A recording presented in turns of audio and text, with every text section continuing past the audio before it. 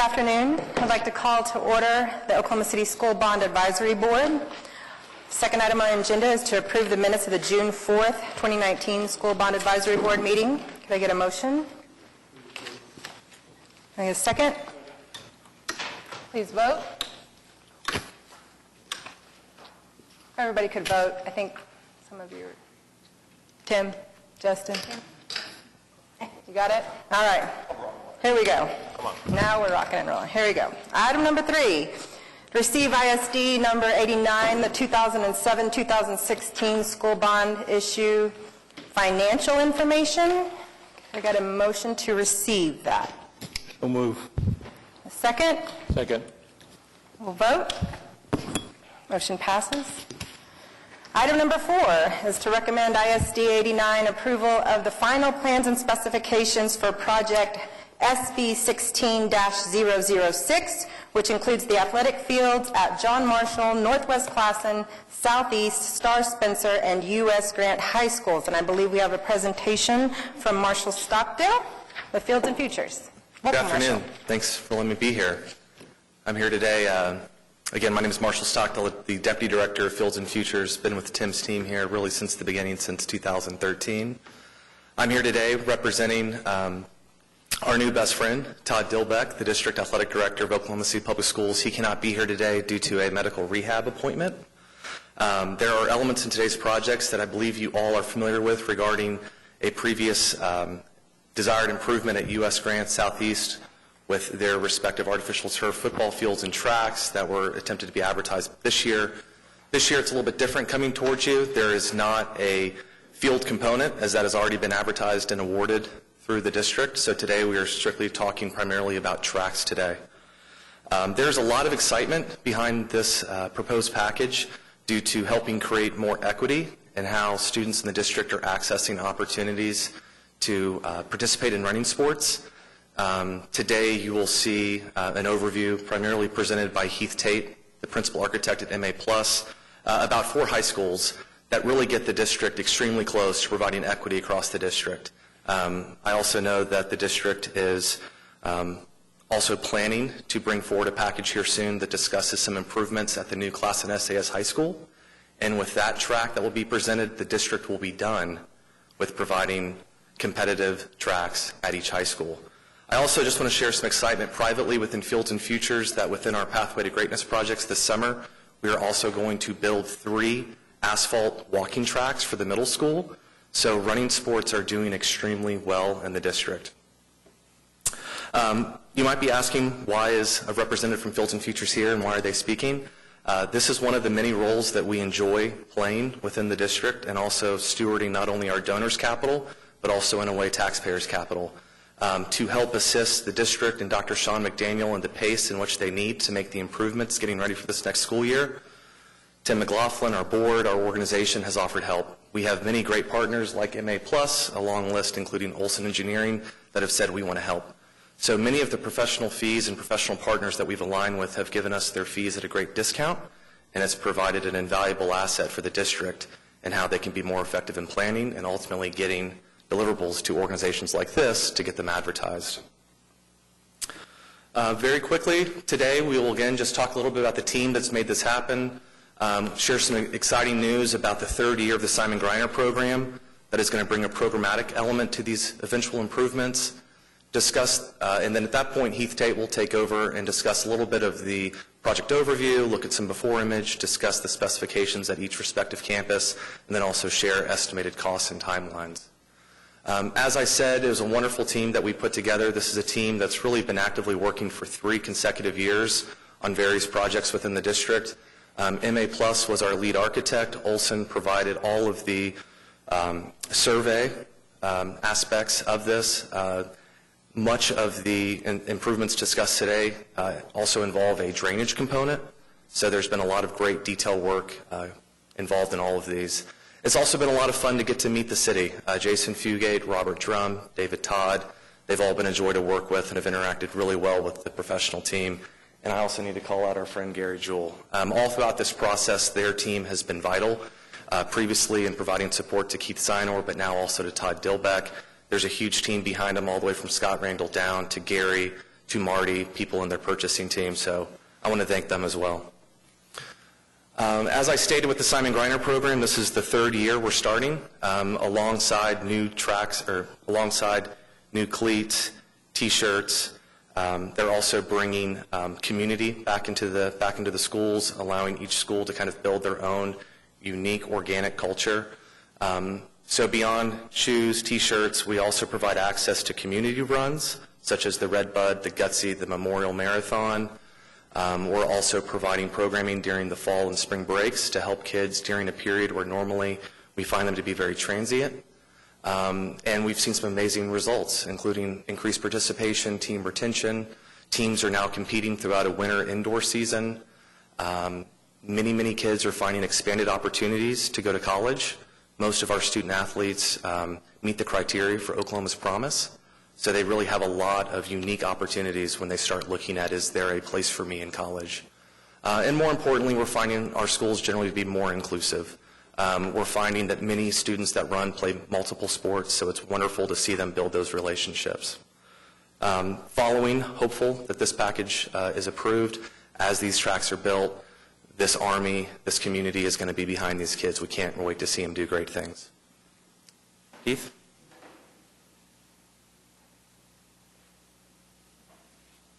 Good afternoon. My name is Heath Tate, and I'm a principal architect at MA Plus Architecture.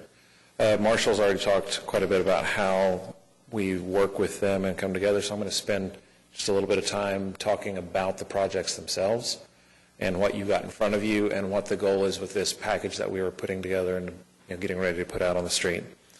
So we're touching 5 sites, U.S. Grant Southeast, Northwest Classen, John Marshall, and then Star Spencer Field is an alternate that we're looking at as well.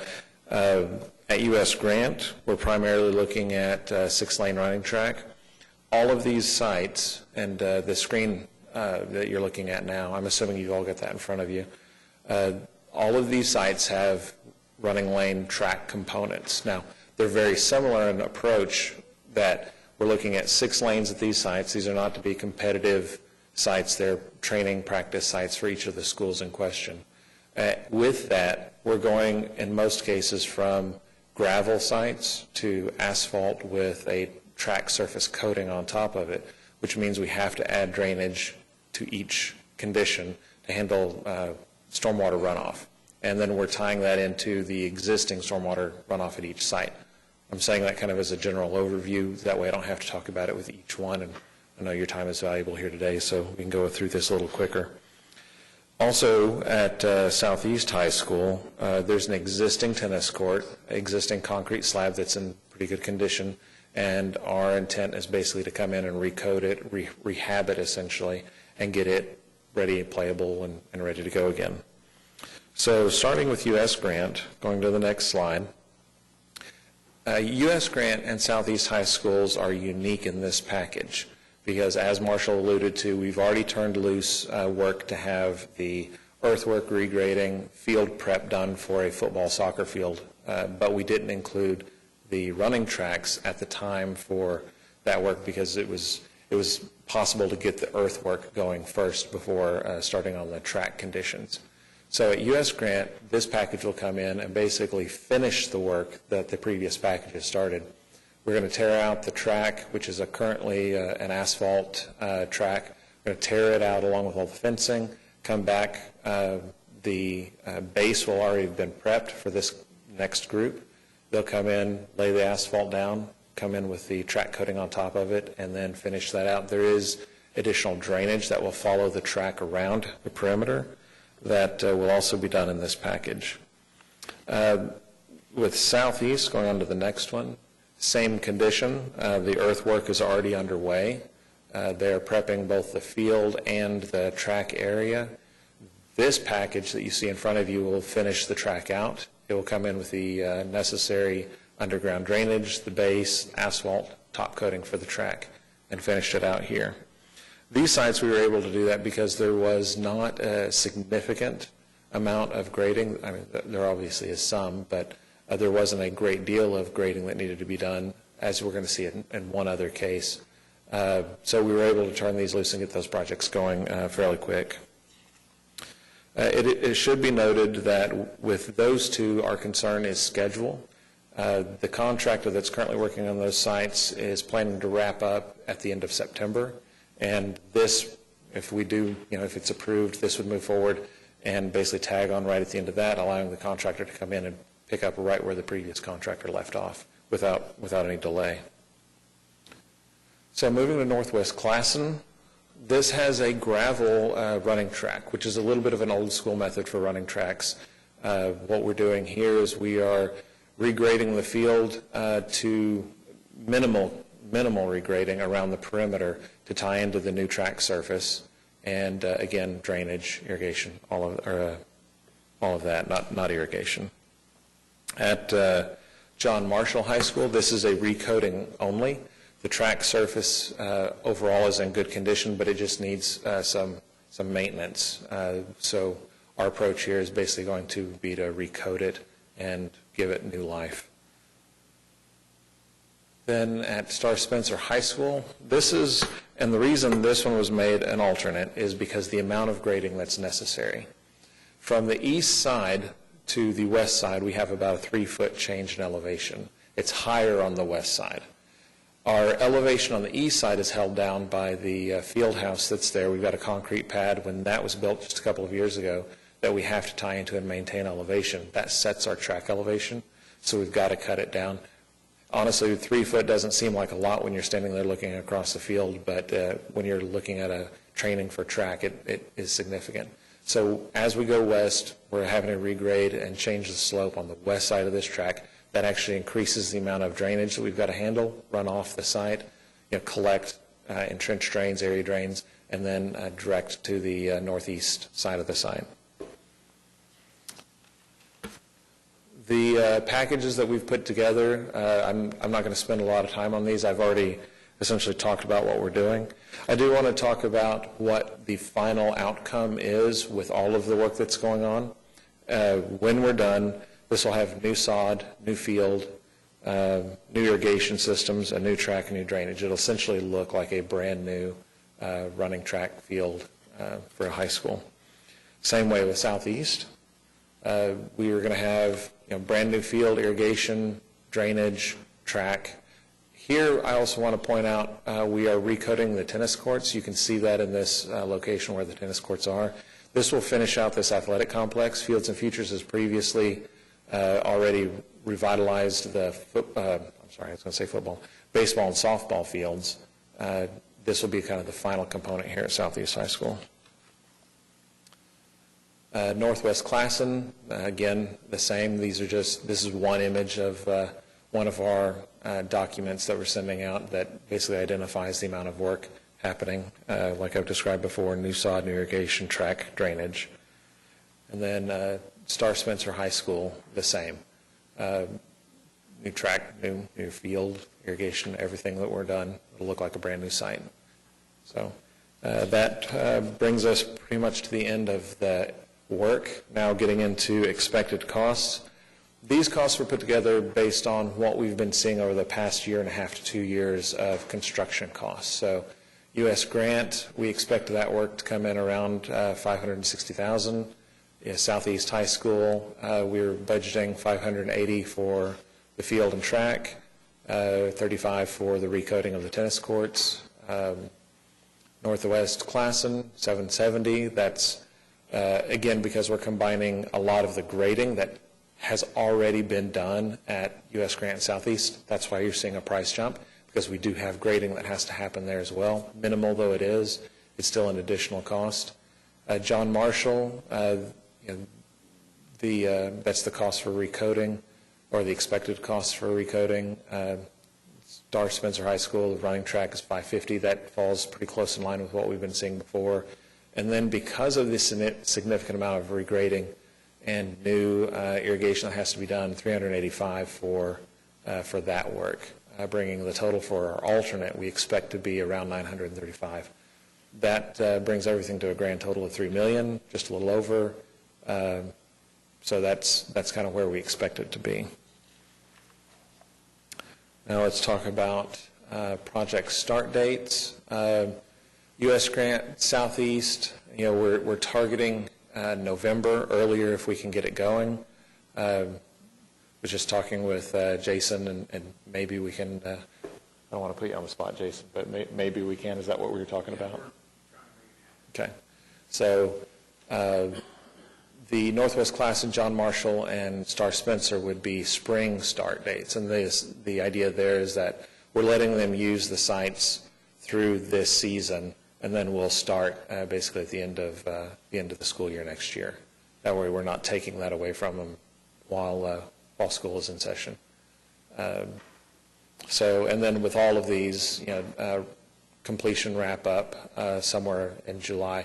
The Star Spencer one will probably run long just because of the amount of earthwork, but we do expect that one to be done by the end of the summer as well. And that ends the presentation. Any questions? I have a comment or so. First of all, I would like to thank Tim and his crew for the work that he has done with our kids here in Oklahoma City Public Schools. There is no way we could be equitable with the other school districts around us unless we would have projects like this. But my reference is about this equity word that we're using very loosely in Oklahoma City Public Schools when we are not serving all our kids. This has nothing to do with the project you bring up to us, but I'll be remiss if I don't make a comment that we have kids in charter schools that are our kids that our district is not serving, that do not have the equity that we're talking about. And therefore, it's very hard to support projects when you leave a group of kids out where the district has approved these schools to provide all the needs of the population that's enrolled. However, we lack other things that they don't have.